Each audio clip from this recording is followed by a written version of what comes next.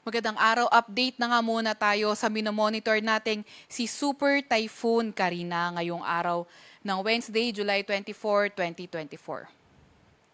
Ito ngang si Karina ay nag-intensify at ngayon ay nasa may Super Typhoon category na at palandfall na nga ito sa may Northern Taiwan area. At kanina alas 4 ng hapon, yung kanyang sentro ay nasa layong 380 kilometers, hilaga ng Itbayat, Batanes. Nagtataglay ng lakas na hangin na 185 kilometers per hour malapit sa sentro at bugso na abot sa 230 kilometers per hour.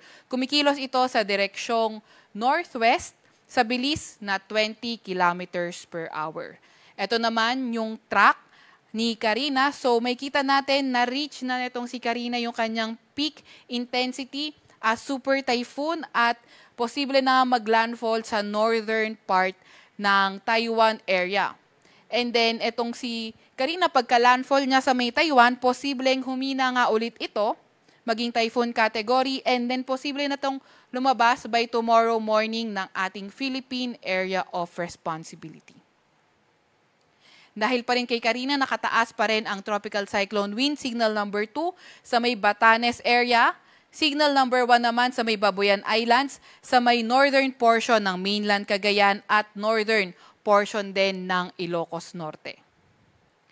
And also, kahit nga etong si Karina may kalayuan sa atin sa Metro Manila, nakakahatak nga ito ng southwest monsoon o habagat kaya may nakataas tayo mga heavy rainfall warning. Ito ay release ng ating National Capital Region, PRSD. So as of 5 p.m. naka-red rainfall warning tayo sa Metro Manila, Rizal, Bataan, Zambales, Bulacan at Pampanga. While orange warning naman sa may Tarlac at yellow heavy rainfall warning sa may Cavite, Batangas, Laguna, Nueva Ecija at portions ng Quezon area. Ano naman yung inaasahan natin? Yung sa mga malalakas na pag-ulan na maidudulot ni Karina, so 50 to 100 millimeters na mga pag-ulan sa may Batanes at Babuyan Islands. So kagaya nga ng na-mention natin kanina, nakaka-enhance o napag-iibayo nga nitong si Karina yung ating southwest monsoon o habagat, kaya asahan nga din natin yung moderate to intense rains for today, 100 to 200 millimeters of rain sa Metro Manila, Ilocos Region, Abra, Benguet, Zambales, Bataan, Tarlac, Pampanga, Bulacan, Rizal at sa may Occidental Mindoro. 50 to 100 millimeters of rain for today sa may Cordillera Administrative Region, Nueva Ecija at sa nalalabing bahagi ng Calabarzon. For tomorrow, asahan naman natin 100 to 200 millimeters of rain sa may Benguet at Abra at 50 100 millimeters of rain sa Metro Manila, Cavite, Batanes, Babuyan Islands, nalalabing bahagi ng Ilocos Region, Abra, Benguet, Zambales, Bataan at sa may Occidental Mindoro. On Friday naman, 50 to 100 millimeters sa mga pag-ulan sa may Zambales, Bataan at sa may Benguet.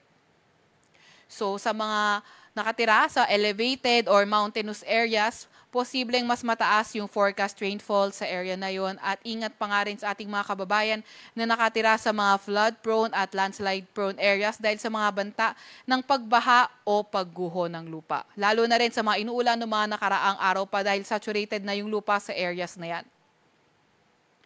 Sa malalakas na hangin naman, etong si Karina, ayun kagaya nga ng nababanggit natin kanina, nag-iibayo o napapalakas ang southwest monsoon o habagat. So posible nga yung malalakas na hangin o bugso ng malalakas na hangin for today sa Region, Cordillera Administrative Region, Nueva Vizcaya, Quirino, eastern portion ng Isabela, Central Luzon, Metro Manila, Calabarzon, Mimaropa, Bicol Region, Visayas, Zamboanga Peninsula, Northern Mindanao sa may Barm at sa may Davao Region. For tomorrow naman, may Ilocos Region, sa may Cordillera Administrative Region, Nueva Vizcaya, Quirino, eastern portion ng Isabela, Central Luzon, Metro Manila, Calabarzon, Mimaropa, Bicol Region, Western Visayas, Negros Occidental at sa may Northern Samar. By mga malalakas na hangin, asahan naman natin sa may Ilocos Region, Cordillera Administrative Region, Nueva Vizcaya, Quirino, eastern portion ng Isabela, Central Luzon, Metro Manila, Calabarzon, Mimaropa, Bicol Region at Western Visayas. Cost yan ng enhanced southwest monsoon.